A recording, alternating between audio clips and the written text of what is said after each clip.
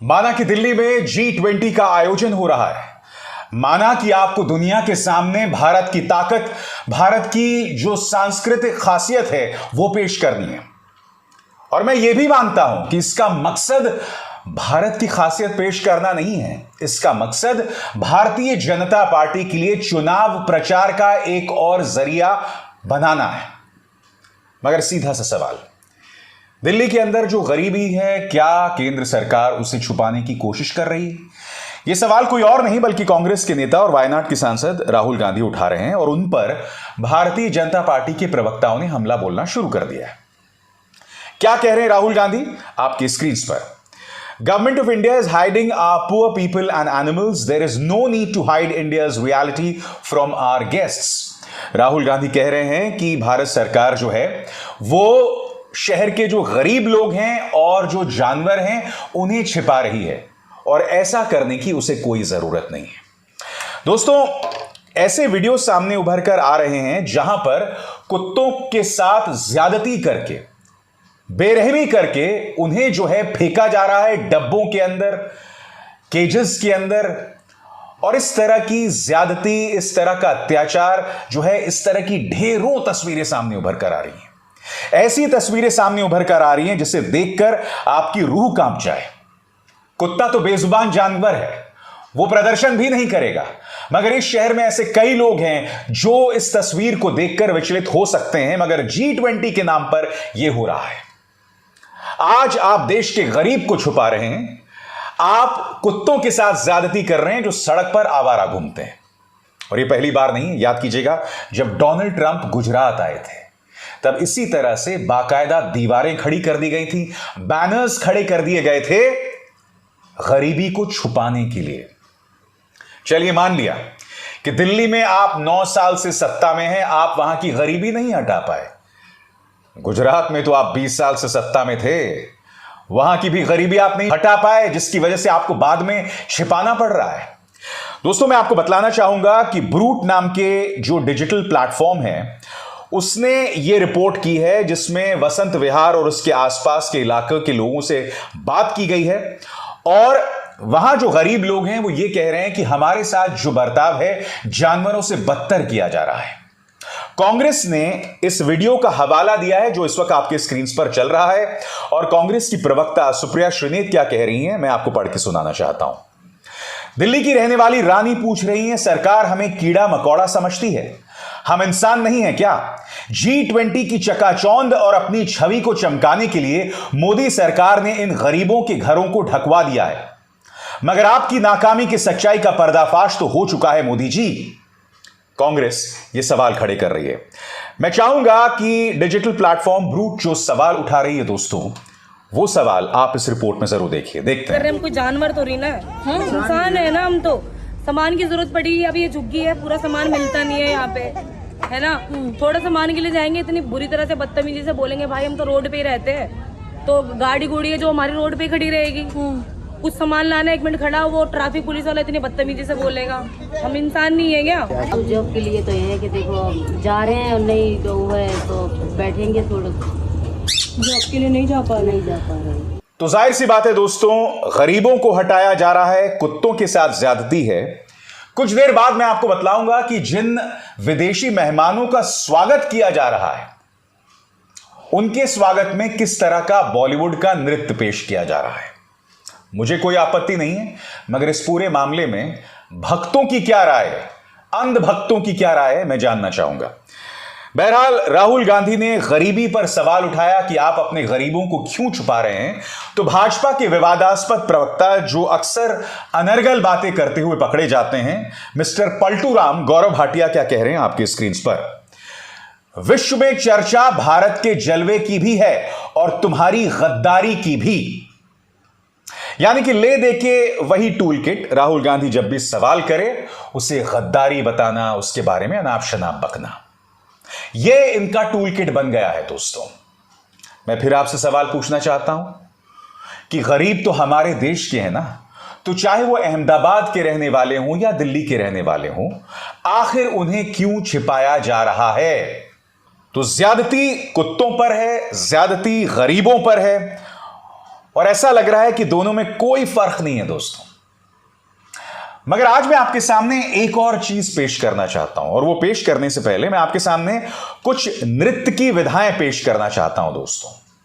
यानी कि भारत के अंदर किस तरह के नृत्य, किस तरह के नाच का जन्म हुआ, इजाद हुआ। वो कौन कौन से नृत्य हैं दोस्तों? भारतनाट्यम, कथक, कथकली, कुचिपुड़ी, मणिपुरी, मोहिनीअट्टम, ओडिसी नृत्य। इन तमाम नृत्यों का जन्म दोस्तों भारत के अंदर हुआ है। मैं आपसे एक सवाल पूछना चाहता हूं, जब हमारे विदेशी मेहमान आते हैं तो क्या हमारे बच्चों को भारतनाट्यम, कथक, कथकली, कुचिपुड़ी, मणिपुरी, मोहिनीअट्टम या ओडिसी नृत्यों पर उन्हें नचाया नहीं जा सकता था? मगर हो क्या रहा है दोस्तों, बॉलीवुड के गानों पर हमारे बच्चे ठुमके लगा रहे हैं। और यही नहीं, विदेशी गाने, एड शीरन का एक गाना है शेप ऑफ यू, उसका जो है मिश्रण किया जा रहा है भारतीय शास्त्रीय संगीत के साथ। सबसे पहले दोस्तों देखिए किस तरह से हमारे जो बच्चे हैं वो ठुमके लगा रहे हैं। और आया कौन है? ये हैं ओमान के deputy prime minister Sayyid Asaad bin Tariq Al Said. ये आए थे और उनके सामने हमारे बच्चे ये नृत्य कर रहे हैं।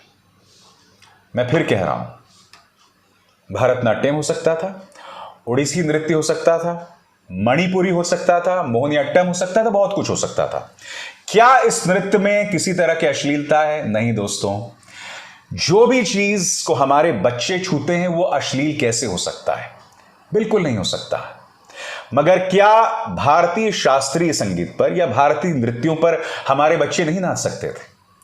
अब कुछ देर के लिए कल्पना कीजिए दोस्तों, अगर सरकार मोदी सरकार की ना होती और कांग्रेस की होती, और अगर बॉलीवुड के गाने पर बच्चे इस तरह से ठुमके मार रहे होते, तब बात बात पर भारतीय संस्कृति की दुहाई देने वाले, बात बात पर खुद को संस्कारी बताने वाले भारतीय जनता पार्टी के नेता क्या कहते? बताइए। और बात यहां नहीं रुकती दोस्तों। विदेशी गायक हैं, इंटरनेशनल सुपरस्टार हैं, जिनका नाम है एड शीरन। उनका एक गाना है शेप ऑफ यू। उस गाने पर भी देखिए लोगों का स्वागत किया जा रहा है। अब आप कहेंगे शेप ऑफ यू में दिक्कत क्या है? तो चलिए मुलाहिजा फरमाते हैं। बेशक शास्त्रीय संगीत के साथ उस गाने को मिला दिया गया है, मगर शेप ऑफ यू जो गाना है उसके शब्द क्या हैं मैं आपको पढ़ के सुनाना चाहता हूं। अब आप फैसला कीजिए ये सही है या गलत है। Grab on my waste and put that body on me. इसमें जो गाने में लड़की है वो ये कह रही है कि उसकी कमर पकड़ो और अपने जिस्म को मेरे जिस्म के ऊपर रखो। यह है शेप ऑफ यू का गाना। आगे, I'm in love with your body. Last night you were in my room and now my bed sheets smell like you. इसमें एड शीरन कह रहा है कि मुझे तुम्हारे जिस्म से प्यार है। पिछली रात तुम मेरे कमरे में थी और आज मेरी जो चादर हैं उनमें से तुम्हारी खुशबू आ रही है। इसमें गायक कह रहा है कि अपने जिस्म को मेरे जिस्म के ऊपर रखो। इसमें गायक यह भी कह रहा है कि कल पूरी रात तुम मेरे कमरे में थी और आज सुबह मेरी चादरों से तुम्हारी खुशबू आ रही है। और इस गाने पर विदेशी राजनयिकों, हेड्स ऑफ स्टेट, प्रधानमंत्रियों, उप प्रधानमंत्रियों का स्वागत किया गया। मैं एक बात स्पष्ट कर दूं, एड शीरन का जो शेप ऑफ यू गाना है मेरा पसंदीदा गाना है। मैं फिर कह दूं, अगर भारत सरकार को लगता है कि इस गाने पर उनका स्वागत किया जाना चाहिए तो मेरे अंदर जो फिल्मी अभिसार है ना, या वो अभिसार जिसे संगीत से बेतहाशा मोहब्बत है, मुझे कोई प्रॉब्लम नहीं है। मगर गाना जब मनोरंजन के लिए होता है वो एक अलग चीज होती है, और दूसरी तरफ जब देश की संस्कृति को पेश करना है, जब देश की सभ्यता को पेश करना है तो वो अलग होती है।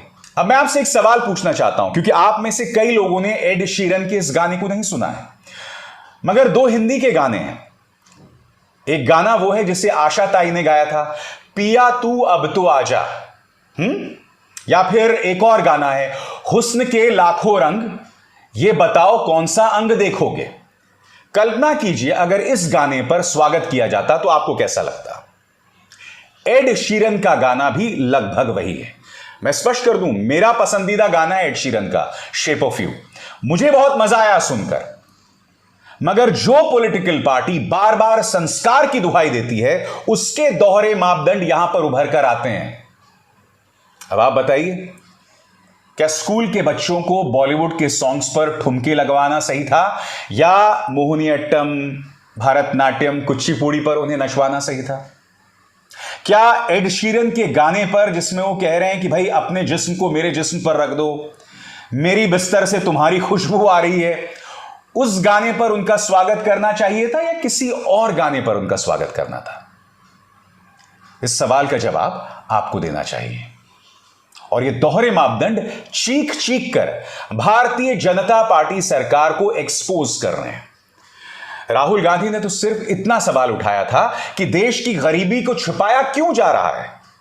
आप देश की गरीबी को तो छुपा रहे हैं। पिछले 2 दिनों से दिल्ली की जनता को जो मुश्किलात पेश आ रही हैं, आपने पूरा लॉकडाउन कर दिया है।